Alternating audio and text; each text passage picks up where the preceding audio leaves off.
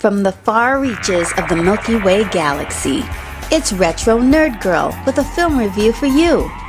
Today, I'll be reviewing the movie Metropolis, released in 1927, starring Brigitte Helm, Alfred Abel, and Gustav Fröhlich. Directed by Fritz Lang. The synopsis is, in the year 2026, the son of a master builder falls in love with a peasant girl who leads an underground group of workers in the city. A budding romance develops amidst a class war. The story began as an idea Fritz Lang had while he was visiting the U.S. in 1924 after seeing the New York City skyline.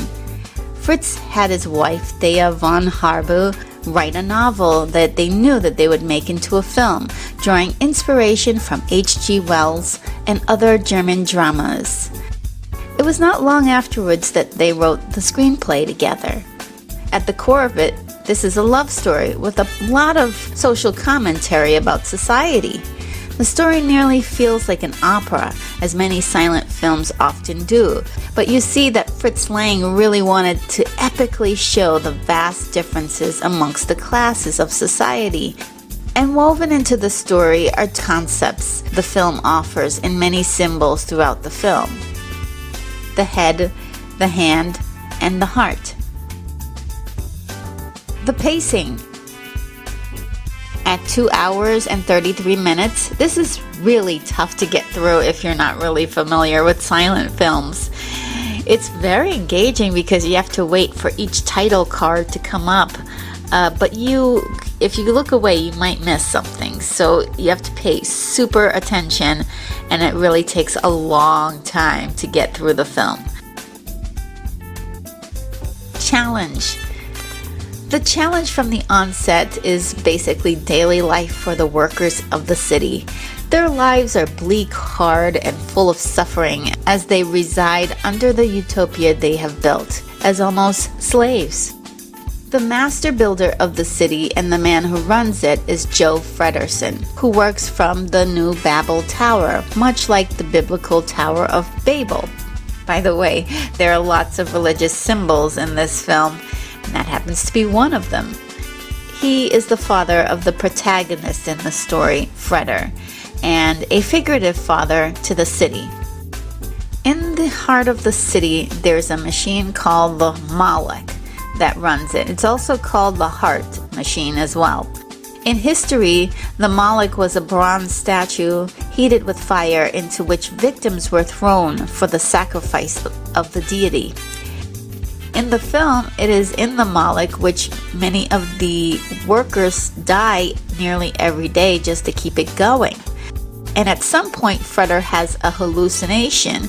I love how the symbolic visions are metaphors for what's actually happening in reality. So this story has a very timeless feel to it. Joh Frederson is like the machine of the Malek in a way. He's cold and he's heartless. I mean, he kind of eats them up and spits them back out again.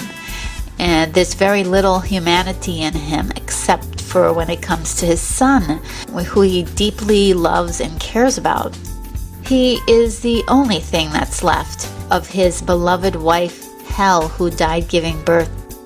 But now, other than being a bad boss, that doesn't seem like it should warrant us to call him a villain, because he believes that what he's doing is something noble for mankind. Well, just to prove that he's a villain, in case you weren't sure, Joh mysteriously visits the eccentric inventor Rotwang to get his help to wipe out the underground group of workers who simply want better treatment. Rotwang is a very interesting character, though. Joh and Rotwang are pretty much enemies, because it seems when Hel was alive, Rotwang was in love with her as well. So much that he built a statue to her, and he is building a machine called the New Hel for him to love, or rather for her to stay with him and obey him.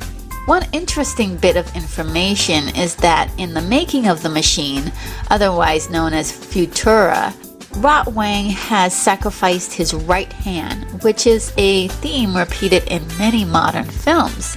I mean, we've seen it with Luke Skywalker and Darth Vader in the Star Wars franchise. Dr. Strangelove had his right hand replaced with a robotic fake stand-in. And it has a very special significance of the right hand, and the right hand being the right hand of God. To sacrifice the right hand is to sacrifice good.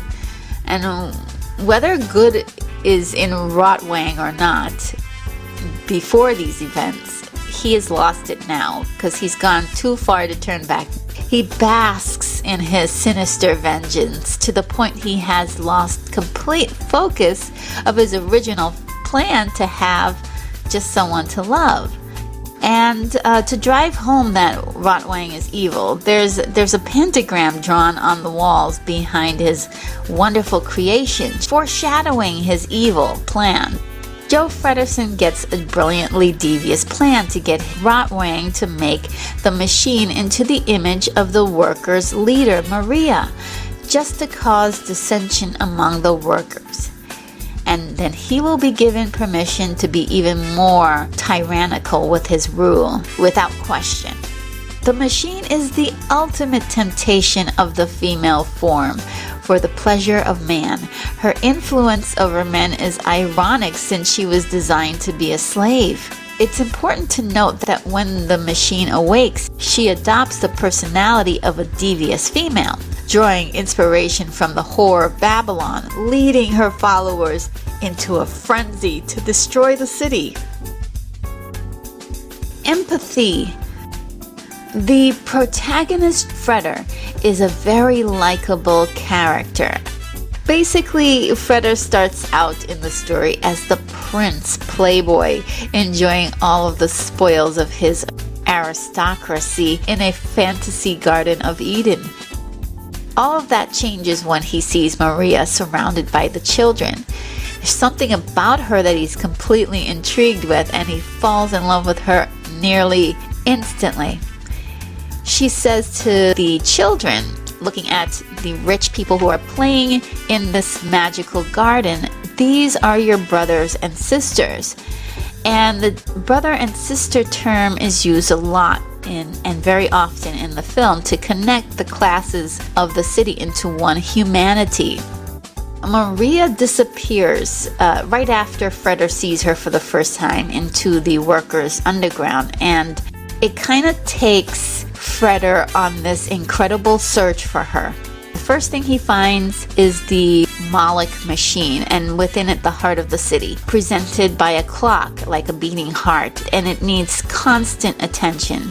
There's an iconic scene of Freder filling in for one of the workers tending to the clock. Freder looking for Maria and finding the machine actually kind of foreshadows the fact that Maria is going to eventually turn into the machine. Going deeper into the search for Maria, Freder begins to kind of relate to the men. He sympathizes with them. You know, when he finally finds Maria preaching to the workers, urging them to hold on to hope that a mediator would come, he takes on the challenge, the noble call to help. When we pay closer attention to Maria's image among the underground, she is surrounded by crosses and looking a lot like the Virgin Mother. The mediator references Jesus being the mediator between God and humanity. The technical aspects. This film took about a year to shoot, basically, 310 shooting days to be exact. And the film included more than 37,000 extras, including 25,000 men and 11,000 women, 1,001 bald men, 750 children, 100 dark-skinned people, and 25 Asians.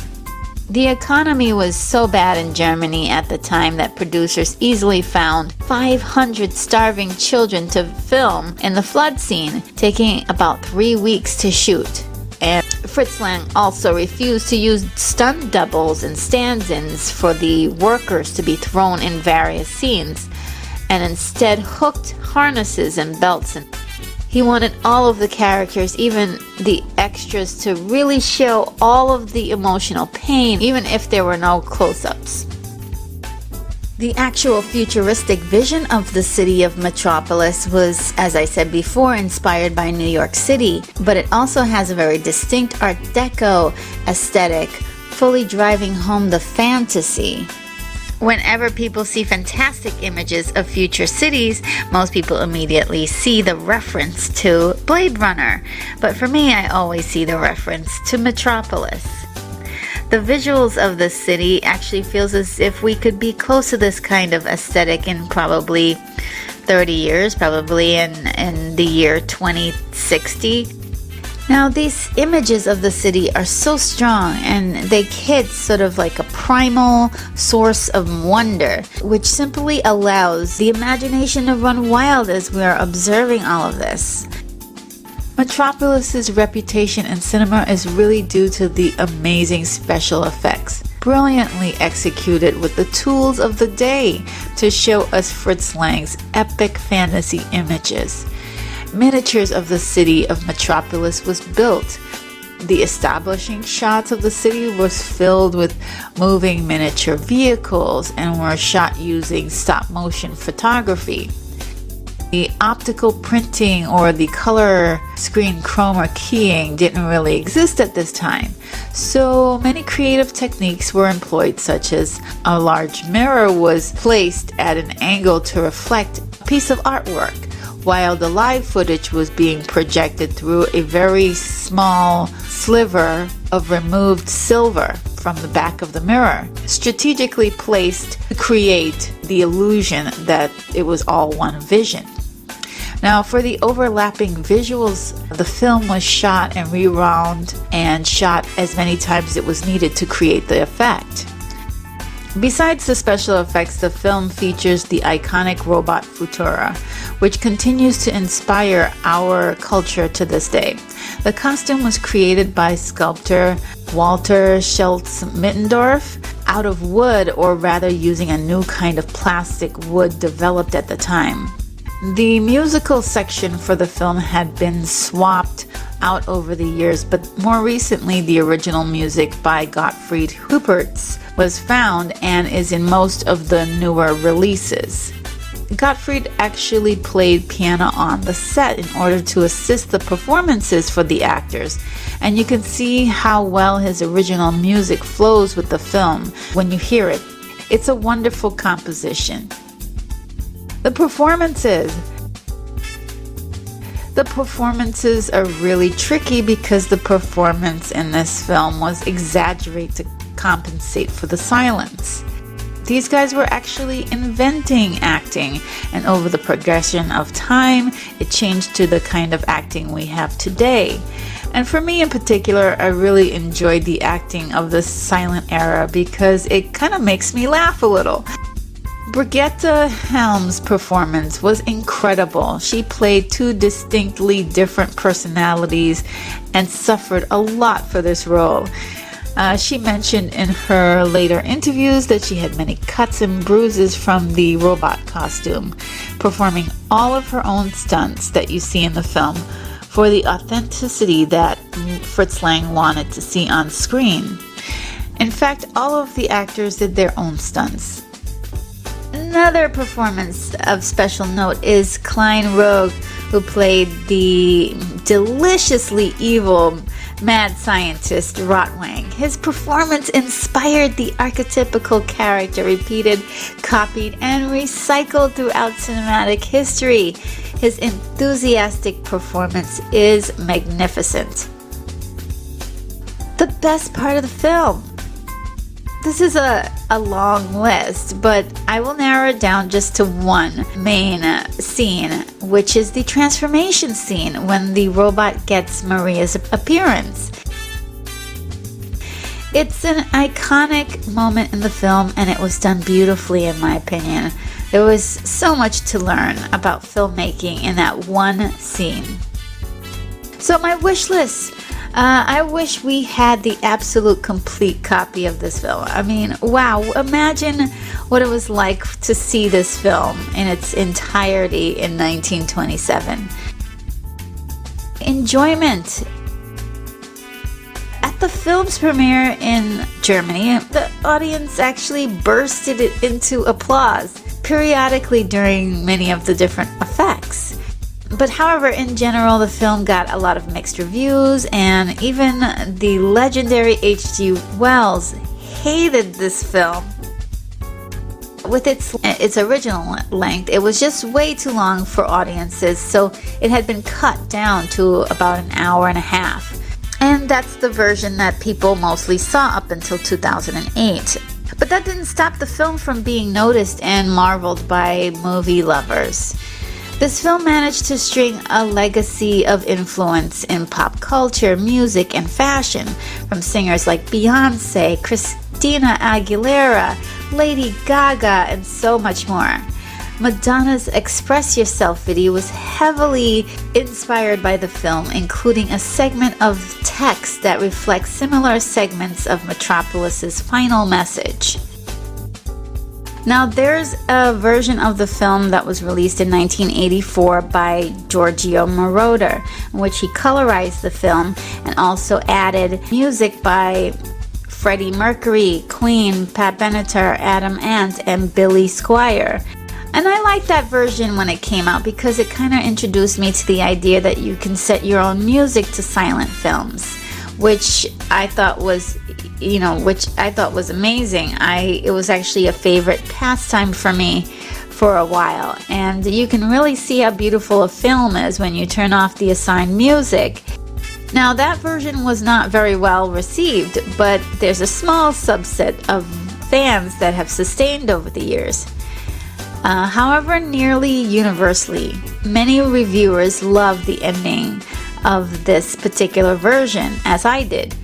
There is a beautiful song sung by Pat Benatar, Here Is My Heart, and it is so amazing. You will need a tissue because you will cry. It is just it's a gorgeous combination. I suppose even on YouTube you can find just that piece itself. Now, for me, my favorite version is the most recent version of the film, containing the found footage from Argentina and the original score. It's as close to the original version of the film that we can get. Now, I'm not a snob or anything, so I'm okay with those other versions, but this version really explains a lot that was missing. And in summary, I absolutely love and enjoy appreciating this film so much. It's amazing to see the incredible cinematic vision and to see how it was accomplished in the late 1920s. My rating is a 9.5. Well, that sums up my review. I hoped you liked it. Take care, movie lovers. I'm off to my next review.